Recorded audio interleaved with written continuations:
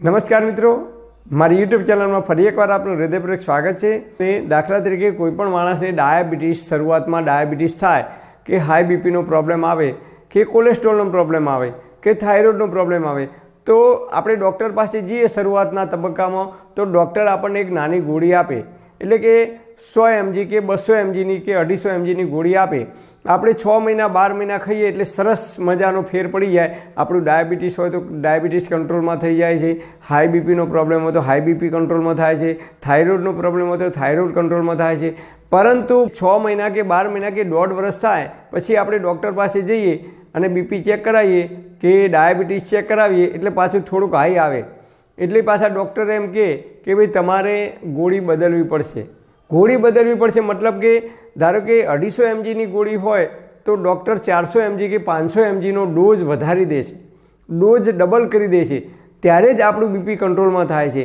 આમ 100 mg હોય તો 200 mg, પછી 300 mg, 400, 500, આમ ધીરે ધીરે ડૉક્ટર સાહેબ પાસે જેમ જેમ આપણે વર્ષે 2 વર્ષે જઈએ તેમ તેમ આપણો જે ડોઝ છે ધીમે ધીમે વધતો જાય છે। કેમ વધે છે ખબર છે? ક્યારે કોઈને આપણે જાણ્યું છે કેમ વધે છે? ડૉક્ટર સાહેબ કેમ આપણો ડોઝ વધારતા જાય છે? તો આપણું લીવર છે એ શું કામ કરે છે હવે એ જાણીએ। તો આપણું લીવર છે એ બોડીગાર્ડનું કામ કરે છે। જે રીતે કોઈપણ ટોલ નાકા ઉપર આપણે જઈએ તો પોલીસ ઊભી હોય તો પોલીસ દરેક માણસને ચેક કરતાં અંદર જવા દે અને દાખલા તરીકે 1 મિનિટમાં એક માણસને ચેક કરે અને પછી જવા દે।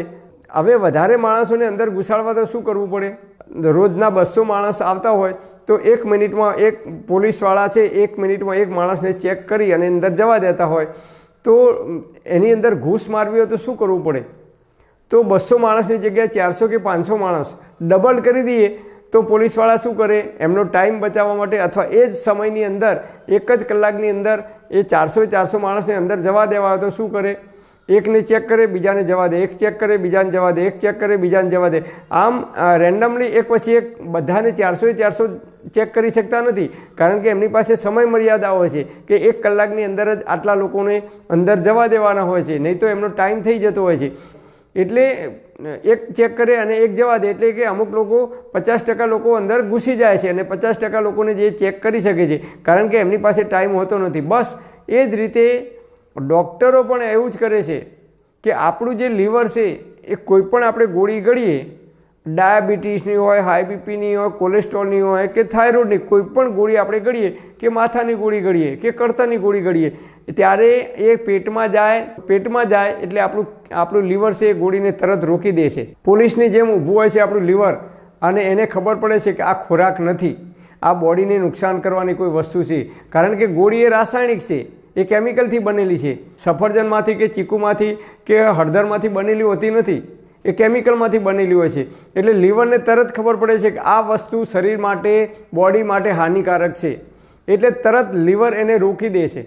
લીવર રોકી દે છે એટલે 50% તમે જે ગોળી ગળો એની માત્ર 50% અસર થાય છે। 250 mgની ગોળી આપણને આપે છે તો આપણું લીવર 100 થી 150 mg જેટલી તાકાત ધરાવે છે, બળ વાપરે છે પોતાનું એ લીવર અને ગોળીને રોકી દે છે અને એને મળમૂત્ર દ્વારા બહાર કાઢી દે છે। અને બાકીની ગોળી છે એ જેમ પોલીસવાળા એક પછી એક જવા દે છે ને, જેમ પોલીસવાળા 1 મિનિટમાં 2 માણસને ચેક કરી શકતા નથી, એક ચેક કરે ને એક જવા દે, એ રીતે લીવર એ જેટલું કામ કરે છે એટલા જ પ્રમાણની અંદર એ કામ કરી શકે છે। એ ગોળીને પછી જેમ જેમ ગોળી અંદર આવતી જાય શરીરમાં તેમ તેમ આ આપણું બોડી છે એ આપણા લીવરને તાકાત આપે છે, આપણું લીવર છે મજબૂત બનતું જાય છે દિવસે ને દિવસે વધુ ને વધુ, કે એ ગોળીનો જે પાવર છે એ પાવરને અંદર જતો રોકે છે।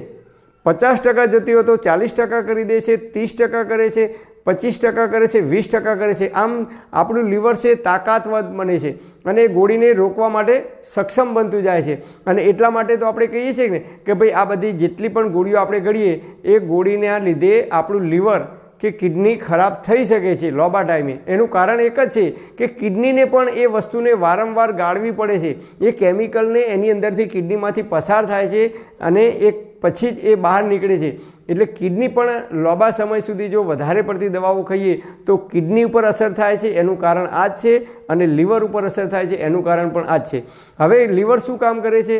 તો ડૉક્ટર પાસે જઈએ આપણે 12 મહિના 1.5 વર્ષ પછી, એટલે ડૉક્ટરને આપણે કહીએ કે સાહેબ પહેલાં ગોળી ગળતો હતો એટલે મારો ડાયાબિટીસ કંટ્રોલમાં રહેતો હતો, કે મારું બીપી કંટ્રોલમાં રહેતું હતું, હવે મને ચક્કર આવે છે, કે આ તકલીફ થાય છે, કે જે કંઈ તકલીફો થવાની શરૂઆત થઈ જાય છે. એટલે ડૉક્ટર પાસે જઈએ એટલે ડૉક્ટર પછી ચેક કરે એટલે ડૉક્ટરને ખબર પડી જાય કે આમનું લીવર છે એ મજબૂત થઈ ગયું.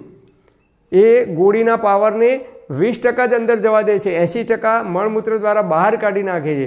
એટલે ડૉક્ટર શું કરે, 250 mgની ગોળી હોય તો સીધી 500 mgનો લખી આપે, પાવર વધારી દે. પાવર વધારે એટલે આપણા લીવરને પછી લીવર 250 mg સુધીની તાકાત ધરાવતું હોય છે રોકવાની, અને પછી 500 mgની ગોળી આપણે બીજા દિવસથી ગળવાનું ચાલુ કરીએ એટલે આપણને હા સાહેબે હવે ગોળી લખી આલીને હવે ખૂબ સારી અસર થાય છે. સારી અસર થતી નથી, પણ સાહેબે 500 mgનો ડોઝ કર્યો, એના લીવર છે 250 mg સુધીનું તાકાત કેપેસિટી ધરાવે છે રોકવાની, અને એ 500 mgને રોકવા માટે શરીર પાછું ફરીથી મહેનત કરે છે.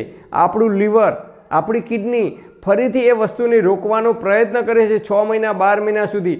અને એ પોતાની જે તાકાત છે એ ખોરાકને પચાવવામાં નહીં, પરંતુ આવી જે નકામો કચરો જે આવે છે, જે કેમિકલ આવે છે, જે રસાયણ આવે છે, એને રોકવા માટે, શરીરના અન્ય ભાગોને નુકસાન ના કરે એટલે એ કચરાને રોકવા માટે લીવર છે અને કિડની છે પોતાની પૂરેપૂરી તાકાત લગાવવાની શરૂઆત કરી દે છે. અને એના લીધે આપણે કહીએ છીએ કે ભાઈ આ માણસ રોજ દારૂ પીતો હતો તો 15 કે 20 વર્ષે એની કિડની ખરાબ થઈ કે લીવર ખરાબ થયું. અથવા જે લોકો નિયમિત બીપીની, ડાયાબિટીસની, કોલેસ્ટ્રોલની કે જે કંઈ દવાઓ ખાતા હોય કે શરીરમાં દુખાવાની ગોળીઓ ખાતા હોય તો એ લોકોને 15, 20 કે 25 વર્ષે કિડની ઉપર અસર થાય છે. અને અમુક લોકોને કિડની ખરાબ થઈ જાય છે, અમુક લોકોને 2 કિડની ખરાબ થાય છે 55, 60 કે 65 વર્ષની ઉંમરે, અને અમુક લોકોને ડાયાલિસિસ કરાવવાની જરૂર પડે છે. તો આ વધારે પડતી જે આપણે ગોળીઓ ગળીએ છીએ, દવાઓ કહીએ છીએ, એ દવાઓના લીધે આપણા શરીરની અંદરના જે ઓર્ગન છે એ ધીમે ધીમે ખરાબ થવાની શરૂઆત કરે છે. કારણ કે એમની પાસે જે તાકાત હોય છે એ બોડી પૂરેપૂરી શક્તિ, પૂરેપૂરી તાકાત એ કેમિકલથી બચાવવા માટે મજબૂત કરે છે. તાકાત એની અંદર વપરાઈ જાય છે અને એના લીધે એ છેવટે થાકી જાય છે, હારી જાય છે અમુક સમયે 20 કે 25 વર્ષ પછી. અને આપણે કહીએ છીએ કે ભાઈ આમનું લીવર ખરાબ થઈ ગયું કે આમની કિડની ફેલ થઈ ગઈ. તો એનું કારણ આપણે પોતે જ છીએ, આપણા બાજુવાળા નથી, ઉપરવાળા કોઈ નથી. ઉપરવાળાને પણ દોષ આપવાની જરૂર નથી. ઘણીવાર આપણે કહીએ છીએ અરે રે ભગવાને આની કિડની ખરાબ કરી દીધી, 2 કિડની ખરાબ કરી દીધી, કે ભગવાને આમનું લીવર ખરાબ. ભગવાન ક્યારેય કોઈનું લીવર કે કિડની ખરાબ કરતા જ નથી. આપણે પોતે જ એવા ખોરાક લઈએ છીએ, એવી રહેણીકરણી, એવી લાઈફસ્ટાઈલ આપણે અપનાવીએ છીએ, અને એના લીધે દિવસે ને દિવસે વધુને વધુ આપણા શરીરની અંદર બીમારીઓ આવતી જાય છે. અને એ બીમારીઓને દબાવવા માટે, એ બીમારીઓને રોકવા માટે આપણે અનેક પ્રકારની ગોળીઓ ગળતા થઈ ગયા છે. ડાયાબિટીસ, હાઈ બીપી, કોલેસ્ટ્રોલ, ઘણા લોકો ગેસ ના થાય ગેસની ગોળી લે છે, અમુક લોકો એસિડિટીની લે છે, અમુક લોકો શરીરમાં કળતર થાય એની લે છે, અમુક લોકો B12ના ઇન્જેક્શનની ગોળી લે છે. આમ અનેક પ્રકારની ગોળીઓ, દવાઓ આપણે ગળતા થઈ ગયા છે ચણા મમરાની જેમ. તો એના લીધે કિડની અને લીવર સમય આવે ત્યારે ખરાબ થઈ શકે છે.